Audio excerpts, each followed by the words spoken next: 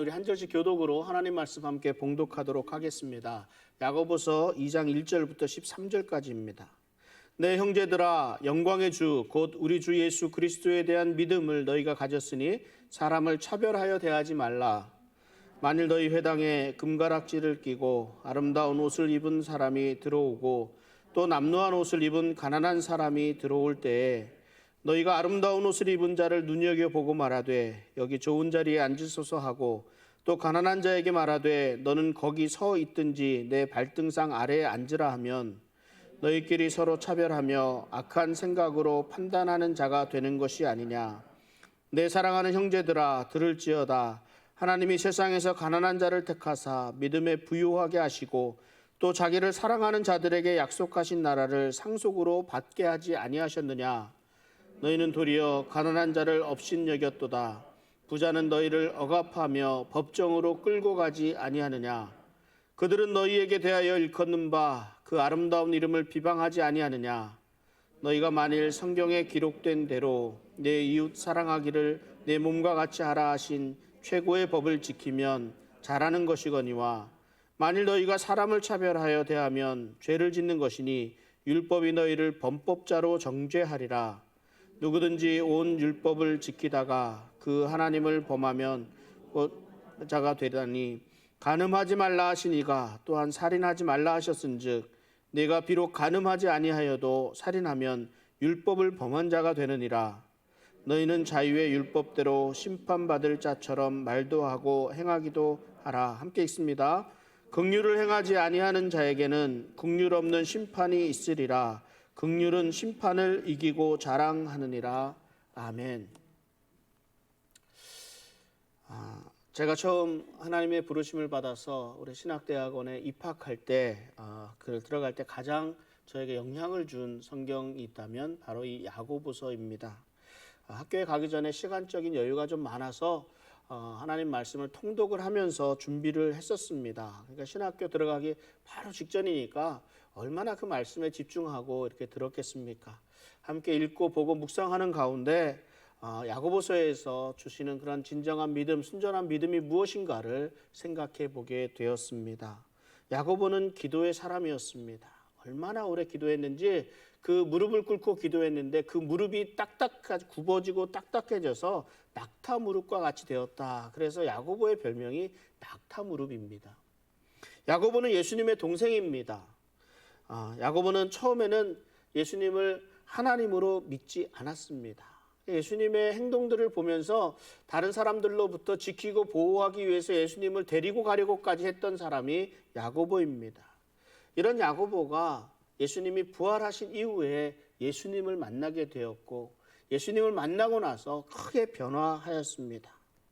베드로가 옥에 갇혔다가 천사들의 도움으로 풀려나서 예루살렘을 떠나게 될 때 베드로가 예루살렘 교회를 맡긴 사도가 바로 이 야고보 사도입니다. 그때부터 이 야고보 사도는 예루살렘 교회의 지도자로 예루살렘 교회에서 그 리더십을 가지고 함께 교회를 감당했었습니다.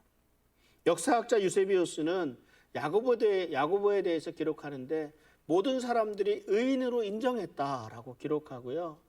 또 유대인들이 이 야고보를 예수님처럼 성전 꼭대기로 데리고 올라가서 그 난간에서 떨어뜨리고 돌로 쳐서 죽였다라고 기록하고 있습니다. 예수님의 그런 모습으로 함께 순교한 그 야고보의 모습을 기록하고 있습니다. 야고보는 이 믿음과 행함을 강조한 사도입니다. 야고보는 설득력 있는 사람이었습니다. 야고보는 야고보서를 읽는 이 모든 독자들이 깨어나서 바른 그리스도인으로 살아가기를 원했습니다. 이들의 믿음이 살아있는 믿음이 되기를 원했습니다. 그래서 행함을 강조합니다. 순전한 믿음은 그 행함으로 드러납니다. 믿음을 가지고 믿음 생활을 한다고 하는데 그 삶은 우리의 행동함으로, 우리의 행함으로 드러나게 되어 있습니다. 행함이 중요합니다. 내가 아무리 하나님의 말씀을 많이 안다고 해도 내가 아무리 기도를 많이 하고 그 기도 가운데 하나님의 음성을 듣는다고 할지라도 행함이 없으면 아무런 유익이 없습니다. 하나님의 말씀을 듣고 준행하는 자에게 형통한 은혜가 있습니다. 하나님의 음성을 듣고 그 음성대로 순종하는 자에게 하나님의 역사하심이 있습니다. 지난주일 우리는 새롭게 일꾼들을 세우면서 우리는 우리 교회에 대한 하나님의 역사로 말미암은 이제 부흥을 기대합니다. 새롭게 일꾼도 세웠고 오미크론도 이제 끝나가지 않겠습니까? 그러면 새롭게 시작할 때 하나님께서 우리 교회를 향한 그런 기름 부으심이 넘칠 수 있기를 믿습니다. 우리 지난 다녀가셨던 노회장 목사님이 우리 교회에 대해서 깊은 인상을 받고 가셨습니다. 우리 성도님들이 가족같이 헌신하고 수고하고 사랑을 나누는 그 모습에 이 기대, 교회를 위해서 귀하게 사용되어질 것이라는 그런 기대감을 갖고 가셨습니다. 수고 많이 하셨고 그리고 여러 가지로 헌신해 주신 모든 분들의 감사를 드립니다. 이 야고보는 예루살렘 교회의 지도자였습니다. 예루살렘 교회는 계속해서 새로운 사람들이 찾아 들어왔습니다. 그런데 기존의 성도들이 이들을 맞이하는 모습을 이렇게 보니까 무엇인가 잘못되었다는 생각을 가지게 됩니다. 그리고 오늘 우리들에게 또 교회에 들어오는 새로운 사람들을 맞이할 때 정신 바짝 차릴 것을 또한 말씀하고 있습니다. 우리들이 반갑게 맞이하는 또 따뜻하게 맞이하는 이 행동이 방문자의 지위나 사회적 지위나 또 부유함의 정도에 따라서 결정되어서는 안 된다는 것을 말씀하고 있습니다. 야고보 사도가 특별히 그런 질책하고 있는 행동은 사회적인 지위를 가지고 사람을 차별 대우하는 것이었습니다. 이런 태도는 그 사람에게 이 사람이 정말 믿음을 가진 사람인지 아닌지를 확인할 수 있는 근거라고까지 야고보 사도는 말씀하고 있습니다. 오늘 본문 2장 1절을 다시 한번 읽어보겠습니다. 내 형제들아, 영광의 주 곧 우리 주 예수 그리스도에 대한 믿음을 너희가 가졌으니 사람을 차별하여 대하지 말라. 우리 주 예수 그리스도에 대한 믿음을 가졌으니 사람을 차별하지 말라고 말씀합니다. 이 말씀은 믿음을 가지고 있는 사람들에게 하시는 권면의 말씀입니다. 믿음을 가지고 있으니까 믿음을 가진 사람들은 사람을 차별해서는 안 된다, 이 말씀입니다. 무엇에 대한 믿음을 가지고 있습니까? 누구를 믿는 것입니까? 무엇을 믿는 사람들을 가리키고 있는 것일까요? 우리 주 예수 그리스도에 대한 믿음입니다. 예수님은 나의 예수님만이 아닙니다. 예수님은 우리 예수님입니다. 저는 이 우리라는 말을 참 좋아해요. 우리. 특히 우리라는 말은요, 우리 한국 사람들에겐 더 특별한 의미를 가지고 있습니다. 언젠가 우리 아이라 그러네. 내 아이도 아니고 우리 온 모든 사람들의 아이. 내 엄마, 내 아빠 이런 표현을 쓰더라고요. 왜냐하면 영어를 한국말로 표현하니까 my mom, my father가 되는 거예요. 근데 평상시 우리들이 사용할 때는 어떻게 사용합니까? 우리 아빠, 우리 엄마라 그럽니다. 우리 엄마가 뭐라 그러셔? 우리 아빠가 뭐라 그러셔? 무슨 말입니까? 나만의 엄마가 아니라 우리 모두의 엄마가 되고 모두의 아빠가 되는 겁니다. 집에 갈 때도요, 내 집에 간다고 하지 않습니다. 우리 집 간다 그래요. 우리 집 간다. 지금 벨리 한인장로교회가 내 교회라고 하는 사람 있습니까? 우리 교회라고 하지. 그죠? 우리라고 표현을 합니다. 정말 좋지 않습니까? 예수님은 우리 예수님입니다. 나만의 예수님이 아니라 우리 모두 우리가 함께 믿고 함께 따르는, 나만을 구원하신 분이 아니라 우리 모두를 구원해 주시는 분이 우리 예수님이십니다. 또 우리가 믿는 예수님은 주님이십니다. 우리가 예수님을 주님으로 고백한다는 것은 우리는 예수님의 소유가 되었습니다라는 것을 확인하고 고백하는 겁니다. 예수님은 우리의 주님이십니다라고 고백한다는 것은 우리 믿는 사람들이 예수님께 철저하게 복종하겠습니다라는 그런 고백입니다. 예수님은 우리의 주님이십니다. 또한 우리가 믿는 예수님은 그리스도이십니다. 기름 부음 받은 자입니다. 무엇을 말씀하고 있습니까? 우리의 약속된 구원자라는 말씀입니다.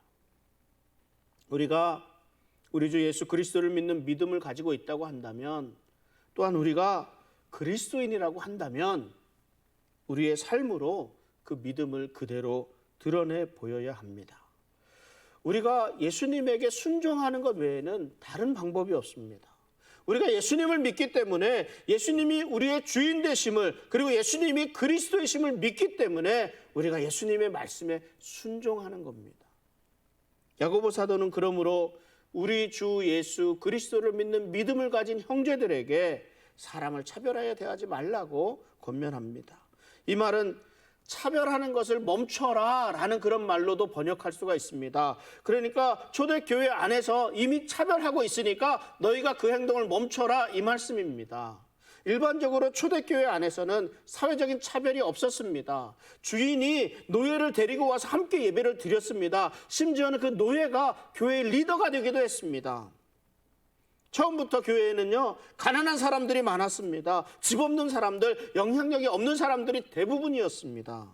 그래서 우리 부자 한 사람이 회심하면 이 사람을 모든 구성원들이 이 사람에게 모든 관심이 집중하고 가난한 사람들이 회심할 때보다 더 많은 관심을 가지고 집중하는 것을 사실 염려하기도 했습니다. 그렇게 해서는 안 되었습니다. 야고보 사도가 무엇 때문에 무엇을 가지고 무엇을 근거로 이렇게 차별하지 말라고 멈추라고 말씀하셨겠습니까?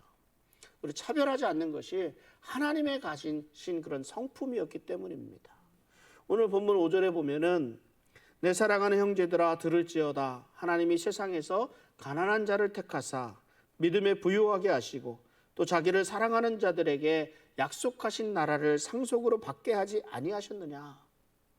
하나님은 사람의 외모를 보지 않으십니다. 신명기 10장 17절에 이렇게 말씀합니다. 너희의 하나님 여호와는 신 가운데 신이시며 주 가운데 주시요 크고 능하시며 두려우신 하나님이시라. 사람을 외모로 보지 아니하시며 뇌물을 받지 아니하시고.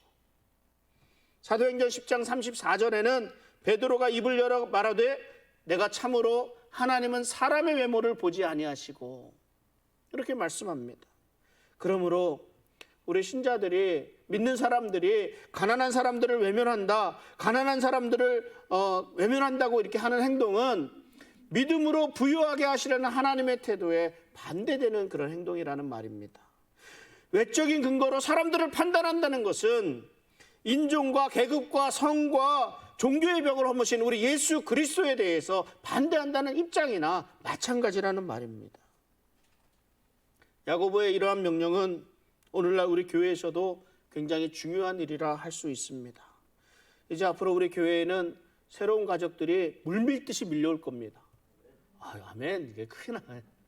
그러면 이제 앞으로 그런 분들 가운데는 신앙을 가지고 계신 분들도 있을 것이고 신앙이 없는 분들도 있을 것입니다. 이들을 어떻게 맞이해야 할 것인가에 대해서 관심을 가지고 우리 진지하게 한번 생각해 봐야 합니다. 대부분의 사람들은 잘 차려입고 인상적인 외모를 가진 사람을 그렇지 못한 사람보다 더 잘 대해주려는 그런 성향이 있습니다. 많은 사람들이 왜 명품을 입고 다니는지 아십니까? 저는 이게 명품을 보는 눈이 없어서 지금 여러분들 가운데 혹시 명품을 입고 계시거나 하고 계신 분들이 있으면 오해는 하지 마시기 바랍니다. 사실 사람들은 그렇습니다. 명품이 사람을 만드는 것이 아니라 사람이 명품을 만든다. 이거 멋있지 않습니까? 제가 이 말씀을 어디서 들었는지 이렇게 하게 되는데 좋더라고요. 그런데 실상은요, 대부분은 명품이 사람의 지위를 만드는 것만 같습니다. 제가 명품을 가질 일이 무엇이 있겠습니까? 능력도 안 되고. 근데 오래된 이야기가 있습니다. 제가 캘리포니아에서 신학대학원 공부를 할 때 낮에는 페인트 칠하면서 공부하고 저녁 때 수업이 있어서 가서 저녁 수업을 듣고 그랬습니다. 어느 날 어느 집에서 페인트 일을 하고 있는데 그 집 주인이 되시는 분이 제가 신학대학원생인 것을 알았습니다. 그래서 하루는 저를 부르시더니 대단히 미안해 하시면서 그 청바지 하나를 이렇게 주시는 겁니다.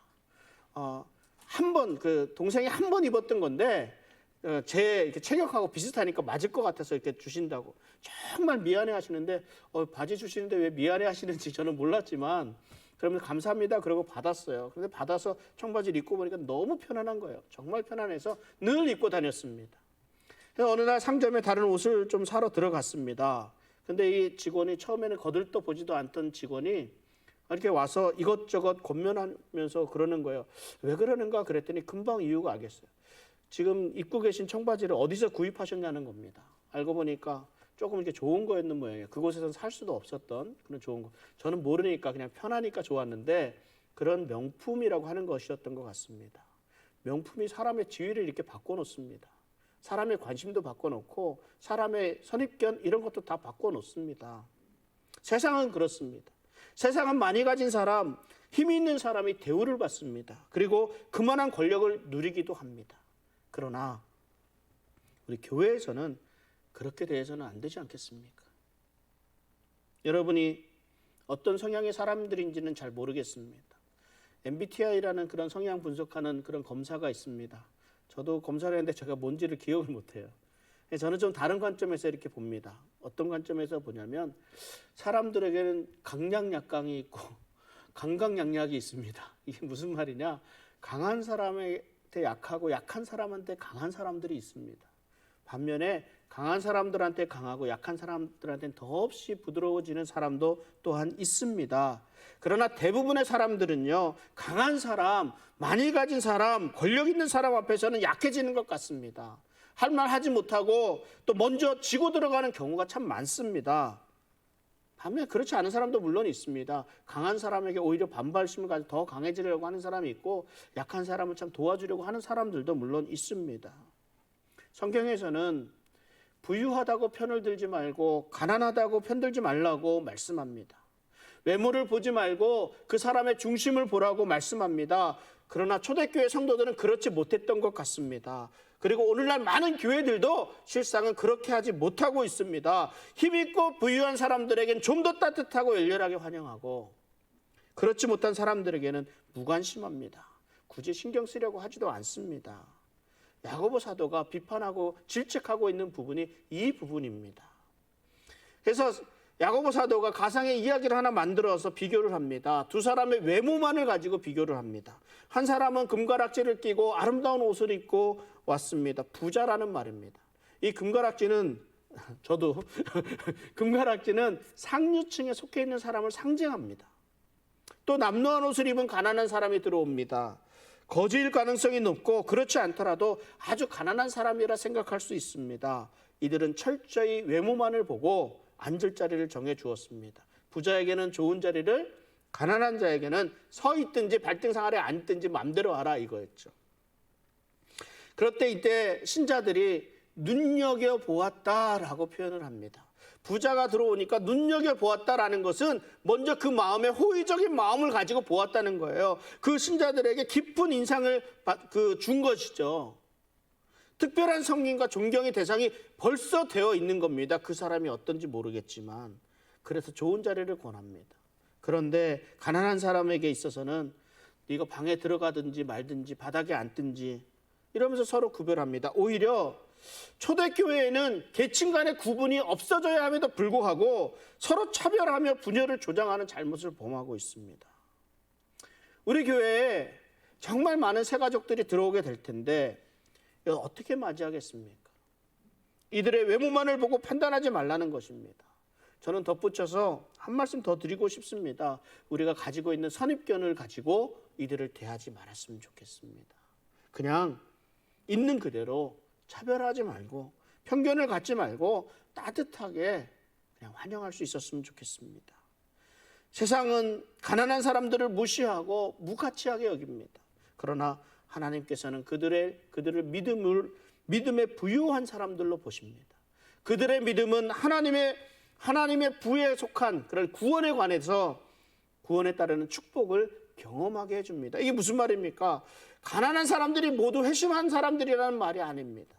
그리고 하나님께서 가난하지 않은 사람들, 부자들에 대해서 부정적인 편견을 가지고 계시다는 뜻도 아닙니다. 하나님께서 축복하시는 이 가난한 사람들이라는 의미는 그 심령이 가난한 사람들이라는 말입니다. 왜요? 겉으로 드러난 가진 것이 없기 때문에 하나님만을 의지할 수밖에 없습니다. 많이 부족하기 때문에 더욱더 하나님만을 의지하고 하나님만을 믿으며 나아갈 수밖에 없습니다. 그러니까 하나님의 목적을 이루기 위해 굉장히 좋은 입장을 가지고 있다는 겁니다. 그들은 부자들보다 더 쉽게 예수님을 영접할 수 있는 그런 위치에 있다는 말입니다.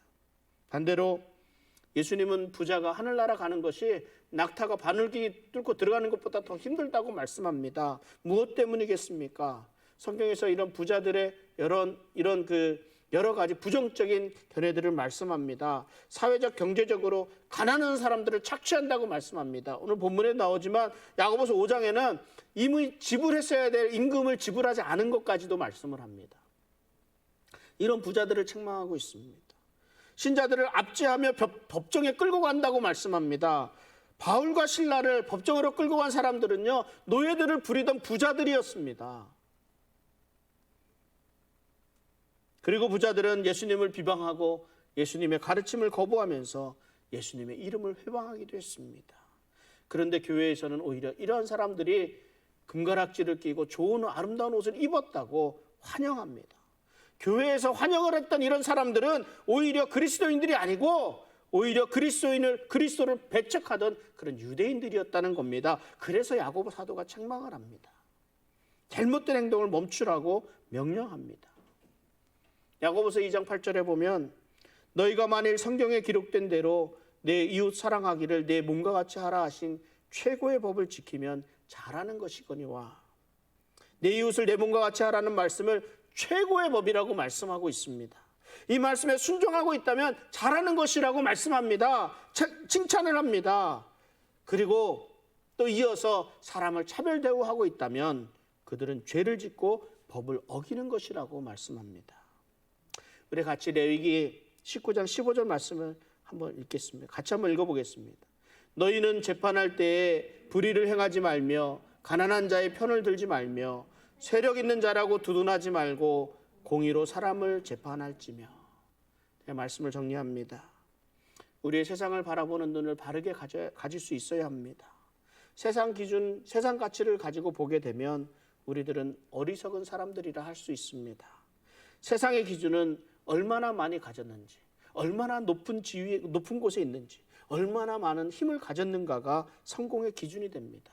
그러므로 많이 가진 사람, 높은 지위를 가진 사람, 상당한 권력을 가진 사람을 보면 존경을 표시합니다. 이것이 잘못되었다는 말이 아닙니다. 존경받을 만한 사람들이 분명히 있습니다. 그리고 그렇게 되어야 되기도 합니다. 그러나 교회에서는 이 겉으로 드러난 모습들로만 사람을 판단하지 말자는 거죠. 잘못되었다라는 게 아니라 우리 그렇게 되어야 되지 않겠습니까? 그러나 그 겉으로 드러난 모습은 다를 수 있다는 겁니다. 예수님은 달란트 비유를 통해서 이 사실을 분명하게 말씀해 주셨습니다. 많은 재능을 가진 사람은요, 하나님이 허락하신 그런 재능을 가지고 많은 일에 그것을 감당해야 합니다. 또한 상대적으로 적은 재능을 가진 사람일지라도 그 허락하신 재능을 잘 활용해야 합니다. 하나님의 인정하심에는 차별이 없습니다. 많이 남겼든 적게 남겼든 하나님이 주신 그만큼 활용해서 그만큼을 남기도록 말씀을 하시는 겁니다. 그러나 재능의 많고 적음에 상관없이 하나님이 주신 재능을 개발하지 않고 게을렀던 종들은 책망을 받게 된다는 것을 알아야 합니다. 우리의 보는 눈이 달라져야 합니다. 하나님 아버지의 마음을 가지고 하나님이 보시는 곳을 보고 가시는 곳에 갈 수 있어야 합니다. 그 부르심 그대로 순종할 수 있어야 합니다. 하나님은 차별 없이 모두를 대하시기를 바라십니다. 우리의 믿음 또한 차별이 있을 수 없습니다. 하나님이 원하시는 대로, 예수님이 행하신 대로 이 땅에 잃어버린 영혼을 위해 차별 없이 주님의 사랑을 나누고 복음을 전할 수 있는 우리 성도님들 되시기를 바랍니다. 순전한 믿음을 소유하며 하나님 나라의 소망을 품고 최선을 다해 살아가는 우리 사랑하는 성도님들의 삶 가운데 우리 주님의 은혜가 가득하시길 주님의 이름으로 축원합니다. 기도하겠습니다.